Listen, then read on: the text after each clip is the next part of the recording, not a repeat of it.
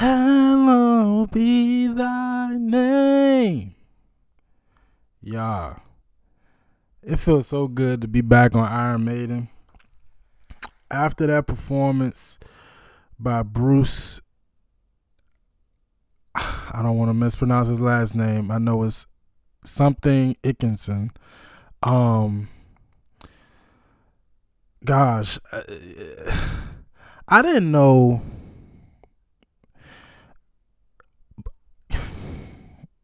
You know what's weird? It's something that I'm starting to notice. People don't put enough appreciation and respect on rock and roll vocals. You know, that's part of why I love the journey that I'm on, learning all of this new music and embracing, music that I never really heard before, because there's just always been not a stereotype, but just this idea that unless you sing in pop or ballads or R&B, you know what I mean? Like, there's just this narrative that is where the real singers are, right? But if I've learned nothing else since I've been, reacting to predominantly rock and roll, and heavy metal or whatever you want to call it, these guys can sing and sing really good, like better than a lot of quote unquote singers. And gosh, man, Bruce on that Hallowed Be Thy Name, man. I'm not gonna lie, I've watched that video 5 times after the reaction. It's a hell of a performance. Vocal performance, instrumentation, everything. It's a great video. Like, I've watched it a bunch of times. It's one hell of a performance. So today, this being my second song reaction, this is Fear of Dark, the 2015 remastered version. I like that it definitely has a demonic feel to it, but I love their artwork. I noticed it when I looked up when I looked them up and I saw the album discography. It seems to have a play on like hell and demonic figures. That's not my world, but I appreciate art when I see it, regardless of what it is. And I really do like this. I'm just sitting here looking at the art cover for this song. It's dope. It almost looked like a great tattoo. I've been thinking about getting tattooed. It actually looked like a dope tattoo. But anyway, Fear of the Dark, 2015 remastered. It's not a lyric video, so we'll pull up lyrics as we go along. But second song to Iron Maiden, second song hearing Iron Maiden in my life, and I'm excited. So we just gonna go straight into it, man. We're not gonna waste no time. We gonna go.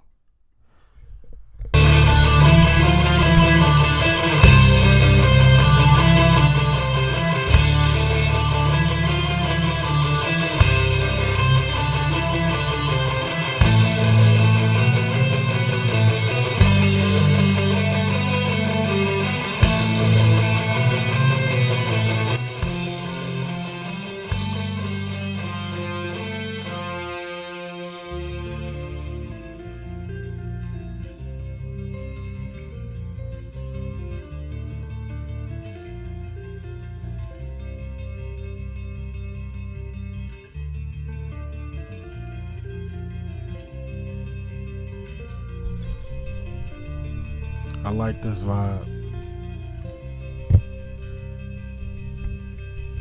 I am a man who walks alone, and when I'm walking a dark road at night or strolling through the park, when the light begins to change I sometimes feel a little strange, a little anxious when it's dark. Fear of the dark, fear of the dark. I have a constant fear that something's always near. Fear of the dark, fear of the dark. I have a phobia that someone's always there.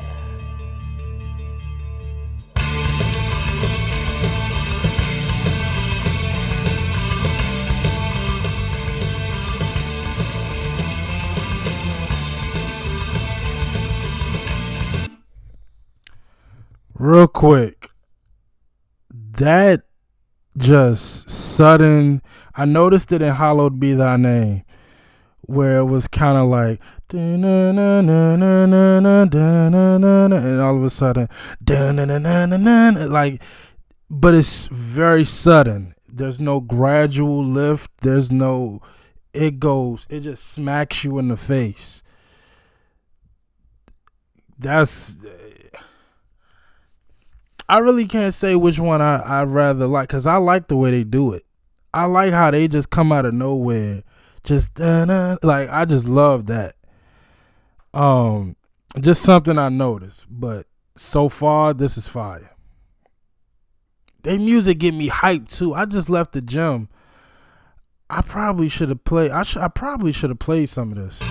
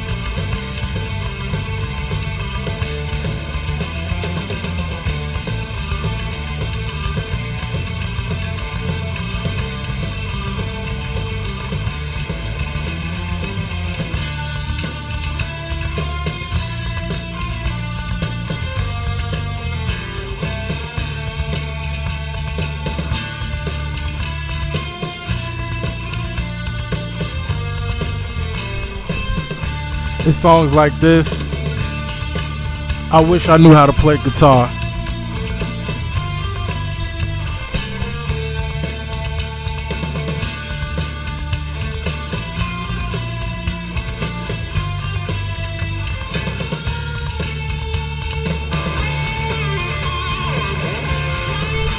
And drummer is going off.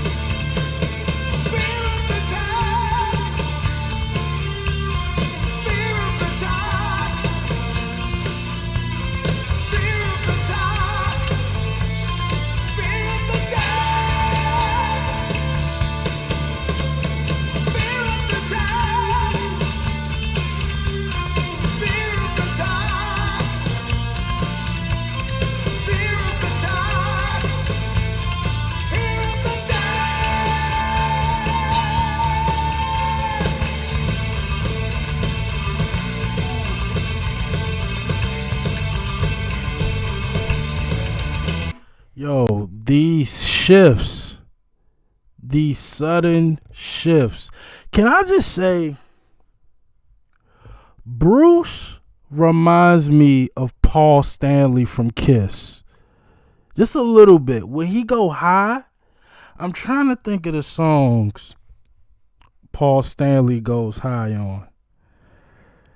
But for whatever reason, he reminds me of Paul Stanley a little bit. Just when he goes high, not his voice. Just when he goes high, his voice reminds me of Paul Stanley from Kiss. But gosh, what's the drummer's name again? I gotta get his name. I gotta get the whole band name again, but specifically the drummer, because he's going nuts. And that riff,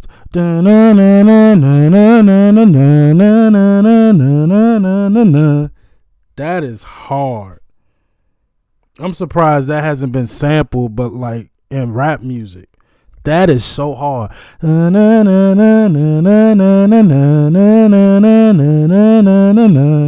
That is hard. Bruce Dickinson, gotcha. Nico McBrain, guitarist Dave Murray, Adrian Smith, and Janet Gerst. Okay, we don't know. Okay, we'll do song research and it'll tell us in personnel who was on lead guitar, but it's either between Dave, Janet, or Adrian, with Nico McBrain on drums. Gosh.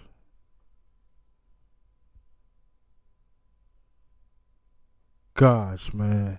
The drumming and guitar. That riff mixed with the boom, boom, boom, like, it's just craziness. Craziness.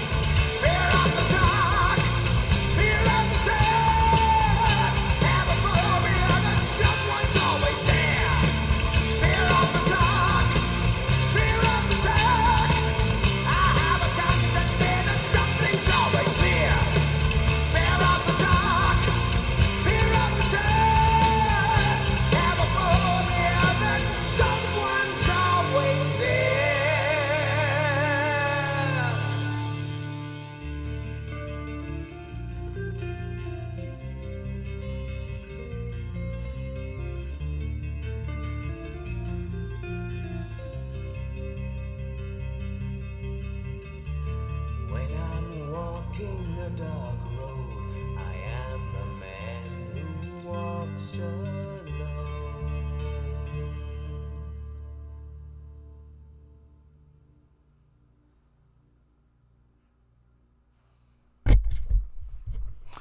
Yep, Iron Maiden, probably my new workout group.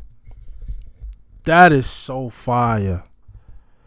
And I love how most of their songs is solo driven or just jam session driven.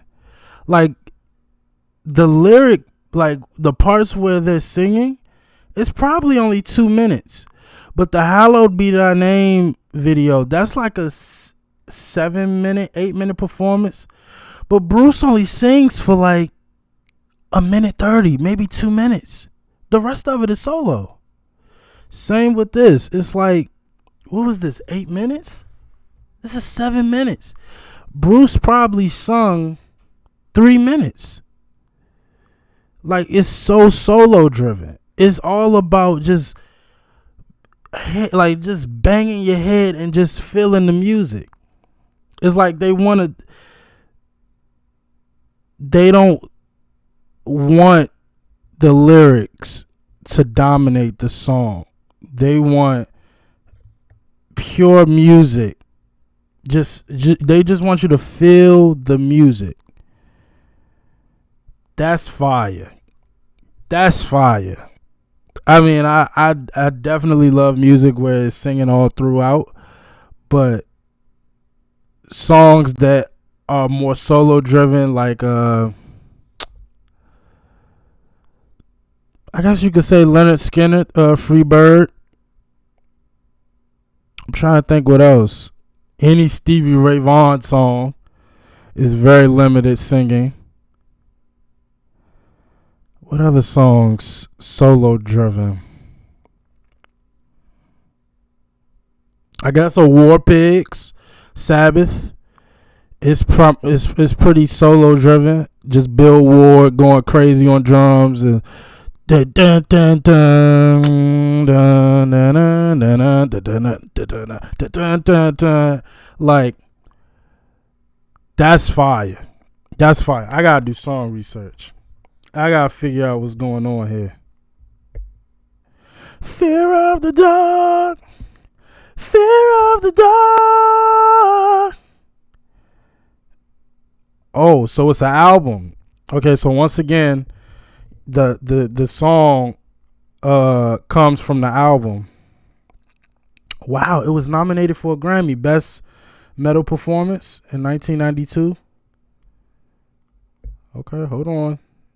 You don't have no Wikipedia? Okay, let me just click on the album. Album Fear of the Dark. Okay,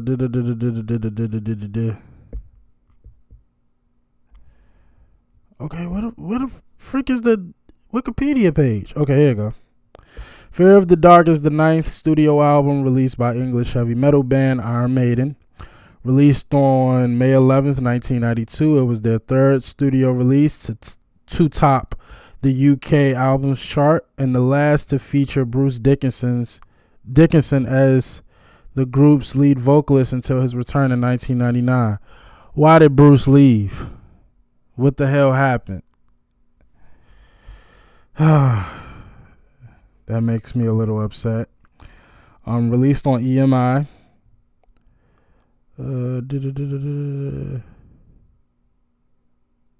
It was also the first album to be produced by bassist and band founder Steve Harris, and the last album to feature the work of producer Martin Birch, who retired after its release. Okay, here we go. Fear of the Dark. Written by Steve. The song has been covered by several different artists.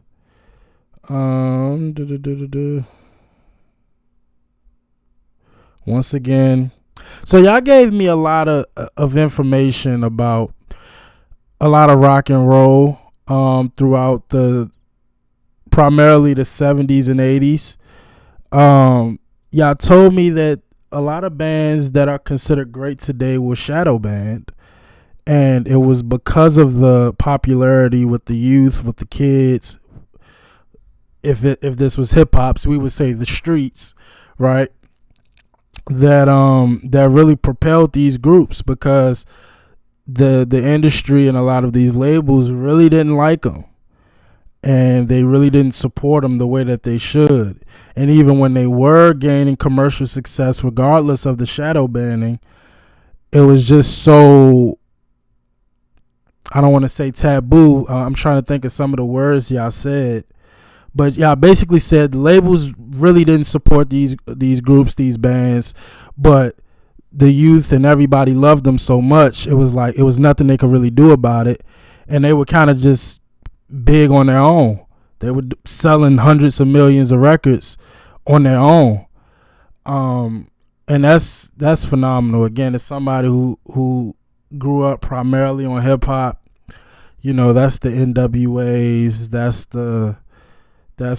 Snoop, that's Ice-T, that's a lot of West Coast hip hop.